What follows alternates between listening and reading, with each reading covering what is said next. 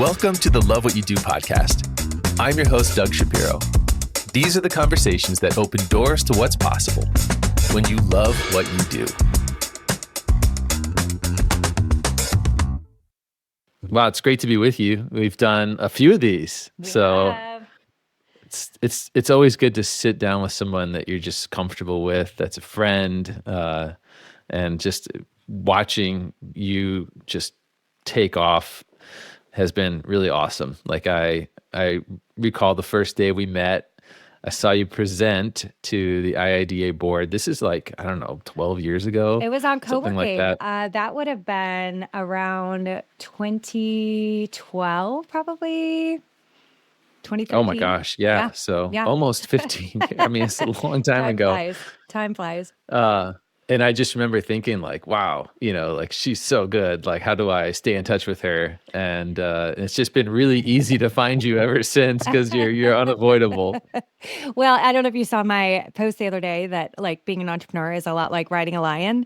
It's a famous quote, but there's actually a little meme that goes along with it. And one of them shows like the entrepreneur riding the lion and the crowd around them is like, whoa, look at him riding that lion or her riding that lion. And then the second one is like, what's going on in the entrepreneur's head? And it was like, I don't know if I can say shit, but holy shit, how did I get on this lion? So that feels very accurate for me still to this day. Yes, and you're hanging on, man. You're hanging on. Maybe you are the lion. Who knows? I don't know. My spirit animal. So, yeah. Podcaster, founder, president, design nerd, Officially. and now you get to say author. Big dream. Now I get to say author for sure. Work for what's next. And let me tell you, I started to get into the little pieces of this, and there's some epiphanies in there that, despite all the articles and conversations around hybrid, feels like we missed some real stuff that you put your arms around and exposed, which is kind of maybe the consequences or unintended consequences of when you remove the boundaries off work. And I was just kind of like, for the first time, I was seeing things or feeling things differently. Well, I have to give credit where credit's due. So I've been doing some of the Genius Spark work with our friend Rex Miller, who wrote a great book called Genius Spark. And he, as part of that exercise, he does a personal statement. I can't remember what he says, but one of the lines in my personal statement is, once I see something, I cannot not act. I think was one of the statements, And so I think for me, this started back with I did a TEDx talk in 2024 that was really around a lot of the research that we were doing on Gen Z. And that really struck a chord. That TEDx talk went to the TED.com stage. It now has over 500,000 views and is still climbing by about 10,000 a month right now.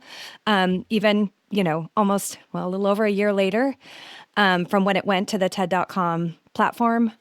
So that to me says it really struck a nerve with someone else. So I think what I hope this book does is helps others basically see things that they cannot unsee and make it not overwhelming, but really give them ways that they cannot not act, that they can really put it into motion and feel not powerless and overwhelmed, but like it's solvable. Like this is a solvable problem. Yeah, and I have some questions teed up around, just like, what do we do? How do we take action? Before we even get there, I kind of want to dive a little more into context because it was our industry that got you here, right? It was not just a look at work and work itself. It was work specific to the industry of interior design and the built world around us. I think that's been maybe one of the most interesting things about this to me, because since that initial meeting of you and I in 2012, I've been studying this industry deeply. And I will say, kicking this off, we thought we were studying an industry, but we ended up uncovering a shift in how work works. So to give your listeners just a little bit of background there, we are ThinkLab. We are the research division of Interior Design Magazine, if you haven't heard of us. And every year we do something called a hackathon. You've probably heard of hackathons in, tech circles and things like that. But we're trying to bring the same type of let's figure out a big, hairy problem by bringing the right people in the room to the interior design industry and this space. So we've been doing those annually since about 2020. And I will say our 2022 hackathon really uncovered some interesting data as we looked at it across generations. We saw some real patterns. And, as a data nerd, if you think about like a bar chart where it's shorter on one side and gets taller as you go to the right, we love seeing those types of data points because it really suggests they're arrows to our future. And about that same time, I did an amazing episode with a woman named Hannah Grady Williams, who talks about a digital divide where people over 35 tend to operate analog first, while people under 30 tend to operate digital first, just because of kind of when they're raised or how they were raised and all of this. And so what that really resulted in was deciding to do a whole hackathon on these not really generational divides, but trying to solve business problems with a generational lens. So we started with firms. This officially started in 2023. And if you remember what was happening then, this is just post-pandemic. We are a very hugs and handshakes world. We're trying to get back into physical space because that is what we do as an industry, is we design physical space. And so we thought, like, how do we use these arrows to our future, these generational lens, to look at the problems we're trying to solve? We're not trying to solve generational challenges. We are looking at generational differences and these different viewpoints across digital first and analog first to really say, how might we solve this? So really, it was looking to Gen Z, the most digital first generation in our midst. They actually, the earliest of them graduated just pre-pandemic, probably May of 2019. So at best, assuming their traditional college path, they had less than a year under their belt before the pandemic hit and things really shifted, especially in this industry. So we looked at these challenges through their lens and said, how might we solve it? And I think that most interesting things is that these ideas from Gen Z don't just benefit Gen Z. It's not an older generation having to give something up so Gen Z can get what they want. It's really these ideas from Gen Z that could benefit all of us and maybe help us see our same problems. Adam Grant calls it a vuja day moment. So it's the opposite of deja vu, seeing something that you've seen a million times, but with fresh eyes. And I will say, once you read this book, once you look at all these shifts from our research, you realize it's much bigger than any one industry. And I think that, this is one thing that it does well, is this book is not positioned to just workplace experts that can affect the whole system. It also really speaks to individuals and, again, really tries to put them in a position of power where they can test and try something that hopefully helps them feel that they can make change. Yeah. I think the Vuja Day moment came to me when I started to understand the impact that boundaryless work was having on me and my colleagues and just work in general. It was like, it's the same thing we've always been talking about. And in a way, we actually kind of like, we celebrated it. We were excited about it. And then all of a sudden it was like, whoa, we're just on this endless treadmill of work, and this feeling of intense busyness just keeps ratcheting up. What's the end game here? How do we fix this? And then you start to realize what the root cause of that was, and this big shift we went through. And it's like, okay, well, maybe there is an answer. And so that's. I mean, can you maybe explain this? The feelings of busyness, what's happening there? Well, I want to start with some stats. As a data nerd, I love to bring stats in here. And I think that this is really important to talk about why this moment is different. So the State of the Global Workplace report from Gallup for 2026 just came out. I don't know if you've seen it.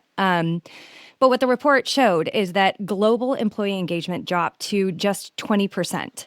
And what's significant about that is the first back-to-back drop on record and the lowest level since 2020. Actually, the only time that we've seen a similar drop in employee engagement was during 2020 with all of that change that was happening at that time. So I think what that tells us is, we were excited, right? We can work anytime, anywhere. But what that translates to sometimes is you can work all the time and everywhere. And so as you talk about kind of this boundaryless work and really struggling to make sure that we're keeping, not only the work sustainable, but our human bodies as individuals sustainable, I think that we have a lot of work to do. So, what I like to say is we are operating in a digital speed world, but with analog era rules. And that is what's leading to this feeling of exhaustion and burnout. And I think that overwhelmed, swimming in a sea of unsolvable problems, feeling that many of us have right now that is leading to this level of burnout. I'll say, especially in this industry, risk is up, inflation is up, expectations are up. But time is down. Time is one of our most precious commodities. So you add to that all of this layering that's coming from this boundaryless world. We are really trying to continue to operate in this digital speed world with these analog rules. And I'll give you So, go ahead. well, I was just going to ask, like, what's at stake? Like, what happens if we don't fix this? Yeah. I mean, I think what's at stake isn't just culture, because I think that's where people want to start is we say we have to go back to a physical office because we're worried about culture. But it's not just your culture, it's your competitive future. And these really aren't isolated issues. They're kind of symptoms of a signal under strain. And I think there's three things that we have to really look at as risks. And I know, Doug, you're such a warm hug. Like, this is probably uncomfortable to sit in the what if we don't figure this out world. But let me give you three negatives, and then I promise we'll spend the rest of the time in positive territory. The first one Okay. I would say is that burnout. Look at that engagement that's dropping. And I think especially if you look at the most, I guess the biggest declines came from managers. Managers today are stuck in the middle between this can be a generational thing because of those different perspectives. Policies being dictated from the top that may or may not be in touch with the diversity of the worker bees today, right? And the voice of all the worker bees trying to say what is not working for them. So managers are in the middle, and that is where we're seeing the biggest drop in engagement. So I think the biggest thing is burnout, and that is a problem as we look at our future and trying to be sustainable. The second one is loyalty. The average tenure for a Gen Z, can you guess what the average tenure for a Gen Z is projected to be? Oh man, I'm gonna go 3 years. 2 years, 3 months. Oh man, 2 years, three that I months. mean, I feel like you're just barely getting started. I mean, Well, and that's if, my impression, yeah, right? yeah. But And especially for these firms, though, that, a project from breaking ground to completion could be 3 years, maybe more, especially if you think about like a healthcare project or something like that. So they're not yeah, even getting to see the implications of their early design decisions put into play. Like, this is really serious for us. So when we look at what's motivating Gen Z, we talk a lot about this in the book, only 6% of them even want to go into leadership positions. And I explain why. I won't go into all of that today, but I think we get mad at Gen Z and we think, they're just not loyal, they're just job hopping. But if you look at inflation today, all this pressure today, we're offering antiquated raises, right? Like at 3% raise when inflation is going much, much higher than that. So how do we really make them want to stay? There's lots of solutions for that. So burnout, loyalty, and the third one is really bold. But if we project this forward on the path that we're on and we don't make some kind of change, I would say really around irrelevance. And that is a scary word, especially to people my age and older, right? Because of the pace things are changing. But we are a maturing industry. You can really see it on the design side, the dealer side, the manufacturer side, with a lot of majors buying other majors, major manufacturers, big dealers buying to get into other regions, design firms. We run all the interior design giants of design work. So MBA 101, this is a symptom of a maturing industry.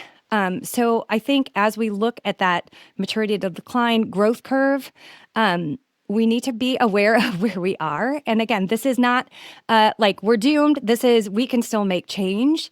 Industries don't decline overnight. They kind of lose relevance slowly and until someone rewrites the rules. So I think that this is a beautiful wake-up call to us where we can still make change to say if we don't ignore the signals, because the market won't. It's going to correct for us. So I hope that we take this as a warning to say maybe it's time to rewrite some of the norms that we were built on that really fit this digital era that we're in. I totally agree, and I know you pulled out the middle manager kind of, you know, isolated them and said, hey, they're probably the ones facing the most of this. Why specifically the middle manager? And then, okay, if you are in that position, or maybe if you're leading managers, like how do you help change that? So I think one of the biggest things is those middle managers are those translators from kind of this bottom worker bee layer that is often the younger generations in our midst to the people making policy that tend to think very different, tend to be maybe some of the more experienced generations in our midst. I think we see this especially true within the design industry. People around our age, Doug, I think we're about the same age. We're right on the cusp of millennials and Gen X. You're probably a little younger than me. Yeah, are you millennial? 81. I don't know. 81. Okay, Where's I'm that from? 79. I'm 79. You're a Okay. millennial. You're a millennial. I'm Yeah. like the last of the Xers, right? Sounds Yep. like a movie. But, if you look at the past downturns that have kind of wiped specific groups of talent out of this industry, people in our age with a good amount of experience under their belt are really in high demand and hard to find today. So they're also the people that are at the peak of a lot of family pressures, right? Maybe aging parents. Maybe we were talking just before we hit record here about college hunts. Doug and I are both in the middle of college hunts. And just pressures of being parents to teenagers. So it's a lot of pressure on this one demographic. And so Mm. what do we do about it? That explains why, but what do we do about it? And I think it's really having bold and open conversations. Naming, you got to name the problem to tame the problem, naming some of the differences that we're seeing rather than beating the drum to try to reinforce old expectations and trying to rebuild, I would say, the social construct, the social norms that we want to be a part of, that everyone at all levels and all ages want to be a part of. Again, not about what Gen Z wants and catering to them and making someone else give it up, but let's really talk about some of these differences. And, again, we do that in the book. We give you lots of very tangible activities that you can do. We give you a lot of ideas that you can try. And I would encourage anyone listening to this or anyone who chooses to read the book to really actually test some of those ideas, because I think the problem that we're in right now is we've kind of thrown the old playbook out and said it doesn't work, but we haven't agreed on what replaces it. And I don't Right. know that, anybody ever got the manual of what good management looked like, of what good employeedom looked like what does it look like to be a good employee? We just kind of learned the dance moves as we went. But today change is happening so fast. I think we have to be a little bit more intentional moving into the future. I love name it to tame it. Name it to tame it. I That's like a think Brene Brown. I think Brene Brown said that. So I oh, totally is stole it? that. I love it. I love it. So, okay, let's say someone's inspired in this very moment. They go out, they purchase work for what's next. But, like me, sometimes they like to bounce around. They're not just going to go page 1 to page 300. Where should they focus their energy if they could only read a few chapters of your book? Well, the good news is I have a very short attention span. So I wrote it for someone like me, so it would keep your attention span. So the book is structured with a few introductory chapters. I hope that you at least start with the preface and kind of get the grounding of why this book is a little bit different than other generational studies. But then it's written around 10 different shifts. So it basically says shift from this to that and looks at those arrows to our future to really understand, what we're seeing in the data, what we're overlaying in story from all of our hours working with these Gen Zers and business leaders to kind of understand the disconnects and what we might do about it.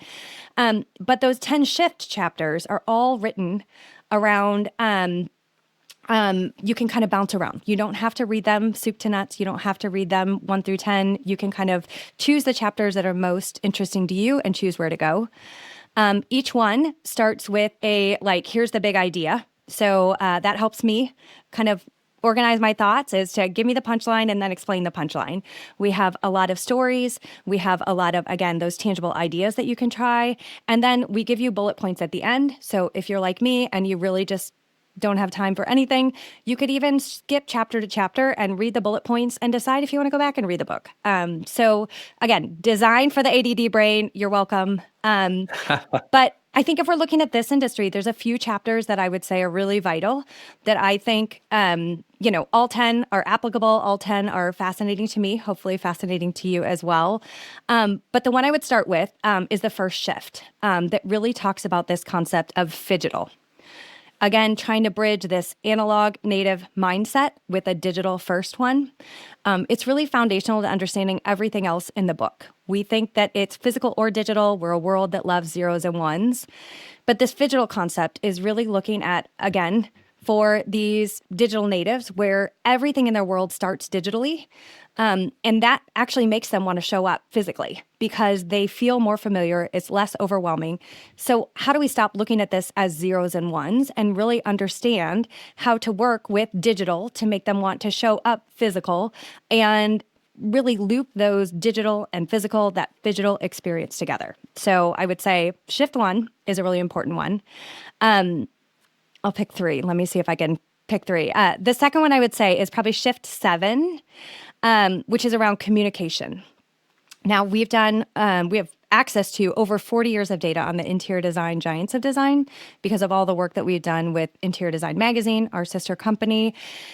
And for over 40 years, their business challenges have always been the same, which says there's still opportunity to improve that. And so I think a big piece of this is also bridging the way business leaders speak with the way design leaders speak. And the communication chapter really talks about this moment of time that we're in now and how to start to bridge that communication gap so maybe our clients actually hear us and hear what we want them to do. So lots of tips and tricks in there. And then the third one I would direct you to is shift 8, which is around collaboration. The number one thing that we hear, and we are still actively in this Gen Z research with our 2026 cohort, is too many meetings. The issue is really a time drought right now. We're feeling all this pressure of all those rising expectations I talked about. And when we talk to our Gen Z cohort, they are so time starved. And so the meetings one really talks about putting this phygital mindset into synchronous and asynchronous work, and maybe looking for a new balance between that helps people both manage their individual contributor roles and their group tasks and group meetings in a way that's a little bit more sustainable, perhaps.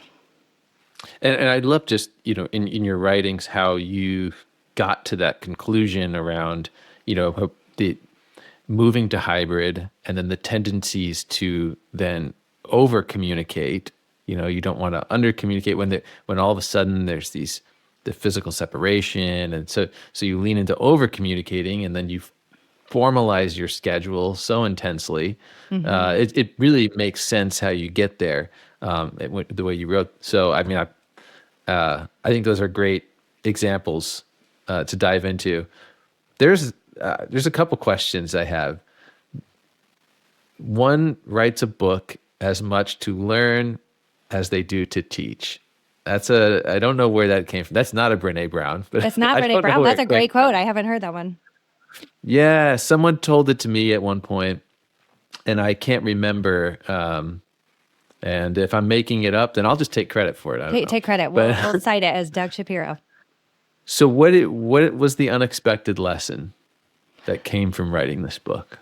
I would say, for me, it's just how loudly this is resonating across generations, geographies, and industries. I even had a teacher friend read the book as an early reviewer who was like, "Oh my God, please, will you write this for educators?" And I'm like, "Well, I have zero expertise there. So probably, if you want to read this as is and translate it, wonderful."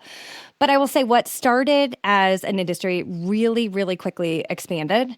And when that same message starts resonating across articles, across stages and industries, you realize it's really not niche, not unique to our industry. It's kind of a universal pain point. So I know you know all of this, but I guess for your listeners who may not have heard, we started this with I ghost wrote an article for a Forbes writer, and he shared that. And it went viral. It was over 200,000 views. It was pinned to the front page of Forbes. That was late 2023.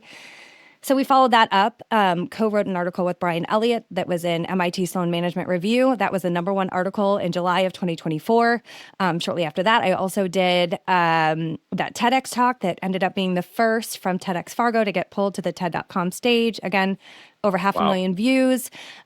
So I've always wanted to write a book. I had an amazing mentor who has been telling me, like, Amanda, maybe it's just not time yet. Maybe it's just not time yet. But when all of this started happening, I was like, okay, I think this is my moment. So I naturally reached out to like over a dozen literary agents, and Doug, I was declined by 12 out of 12.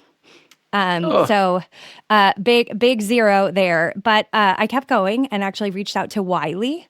Wiley is one of the largest publishers, and they're the only ones that take direct pitches. So you know me, you know that I work at the wee hours of the morning. So I yeah. sent the pitch at 5 a.m. on a Saturday. By 9 a.m. that same Saturday, I had an interview with Wiley. We booked it within 2 weeks, and we're still in the pre-stage launch. The book drops May 19th, 2026. But we are trending very, very well with pre-orders. I'm really excited to kind of see where this goes. So I would say now the focus is really scaling all of this insight that we've gained, and kind of, I think, a personal passion of mine is connecting the language of design, because a lot of the things in this book, Mm, this industry has been thinking about for a long time, right? But I want to connect yeah. the language of design with the language of business so that real change can happen, and so that more people look to this industry as the experts to help solve these universal problems it feels like everyone's feeling right now. Yeah. And you have to imagine that the world ahead of us is one that is more creative, more design driven. And I do think we could be an example. Uh, but, that said, there's a lot of things wrong about our industry. Yep. We can be honest about some of the traditional things that were celebrated in the world of architecture and design, and maybe some of the things we're getting wrong there. I think we don't have to beat a dead horse there, but I think we both kind of know that we have our own work to do. We do. We do. But I think that, that's where real change starts to happen, is when you look at yourself in the mirror. I mean, be honest, if parenting has taught you one thing, it's like, woof, I may say this, they may hear what I'm saying, but they sure are doing what I'm doing, for better or for worse, So I think, maybe we learn from this wonderful multi-decade exercise of parenthood, which is, the real change for your kids, the real change for your industry probably starts when you look within and figure out what you need to change first. So let's say for somebody in this industry that is, feeling burnt out, wanting to maybe change, completely get out. What do you say to that person? Whew. I think I would start with going back to that this pressure that we're feeling right now is not unique to one industry, and the grass is not always greener. So I Mm. think the tension that we're all feeling is actually a signal that you care, a signal that you are able to identify what's not working. And I will say that's exactly who this industry, this world needs to help redesign it. So I guess I would challenge you to stay close to what you love about it, and don't be afraid to ask questions, or I guess push back on the parts that really aren't working anymore, and help people have these Vuja Day moments to see what they can't see themselves, because that's where change starts. I actually like the reframe of stress that you walked us into there. Stress as a signal that something matters to you, as a signal that you care. Now, there's a healthy amount of signals that you should be sending yourself. But, just to know that stress in general, you're not going to run away from it if you do care. And when you think of it as like, oh, this is just my body telling me I care, it kind of normalizes it a little bit. It It, doesn't make you feel like something's wrong with me, you know? no. And I will say this is where we start a lot of our research, is we look for pain or friction, or in these words, stress.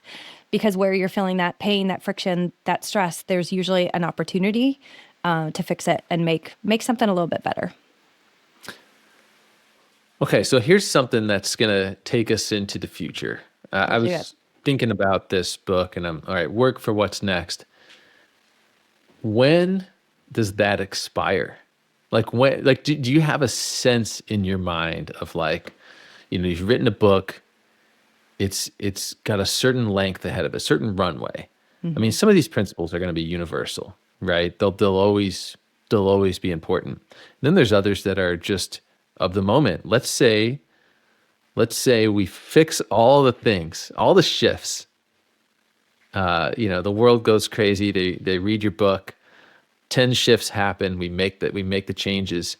Uh, then what's next? Like, do you have a part two in your mind of like work for what's next in 2030? Like, what's that gonna what's gonna be in that book? Like, what are you thinking about?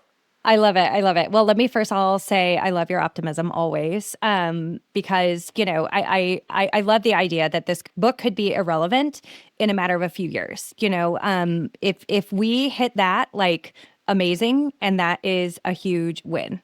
What I do think is going to happen is, I hope 10 years from now, this book feels very obvious, right? Like a lot of things when they feel like, think about, let's go back to like smoking in restaurants, right? Like if you saw someone smoking in a restaurant now, it'd feel like crazy. But it wasn't that long ago that it was normal to smoke on airplanes, right? That it was normal Yeah. to, so my hope, my dream for this world is that a lot of the things we talk about in this book are so normal 10 years from now that we look back on this podcast, that we look back on this book and see like, well, no duh, like that's pretty obvious. I will say we are already working on kind of a part two. I think this book really pushes analog natives to think digital first. But the part two of that is, I think, especially in this industry, we can all agree as much as we love digital tools in certain moments, they're not the same as being face to face. As much as we can work remotely, we would probably all agree that, for the mental health, especially of the youngest generation, it's probably not healthy if we're in a fully distributed work world where everyone is working from their basement 100% of the time. And so the study that we're launching right now in 2026 is actually the counter argument to this book that's pushing analog natives to think digital first. And it's really going to be a study to start to look at physical space. Like in our too far digital world, what actually is the role of physical space? And how do we start to speak to, again, that business world? Think about the HBR reader, the MIT Sloan Management Review reader, the Forbes reader. How do we start to speak to people, not our own industry, not the workplace experts within these large corporations, within these large hospitals, et cetera, et cetera? How do we start to speak to the people making the decisions about ROI of a space and what to fund, about what the role of physical space is in this next era that we're coming into, and how to keep the best parts of humanity face to face, breathing the same air, and really, again, sustainable for our physical and mental health for the future. So we're nicknaming it the Trust Survey. I'll get you a link so you can put it in Ooh, the show notes. So anyone who yeah. listens to your podcast can still take the survey.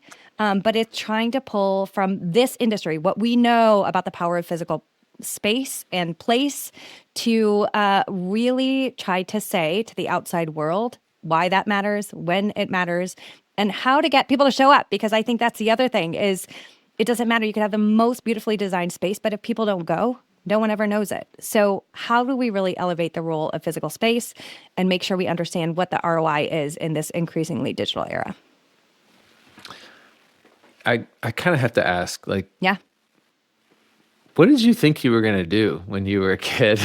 Did you did you think you were gonna go this far down the rabbit hole of work and off? I mean, like, it's just crazy where life leads you, and the funny things that you start to obsess over. I'm glad you chose this, It, but it it is funny. It is funny. And I don't think anyone, like no one wakes up like thinking about an office furniture catalog or, how they're going to sell office furniture when they grow up, or maybe they think about being an interior designer. That's a little sexier. yeah, But I hate the question, like, where do you see yourselves in 5 years? Because I think who the hell knows, right? Like, and I will say, I my agree. first podcast with Rex Miller was called Carpe the DM, because I don't feel like this has been a plan that I've been executing to strategically, that I had this foresight and I saw where I was going. quite the contrary. I think I sit in every day and look at what's in my control.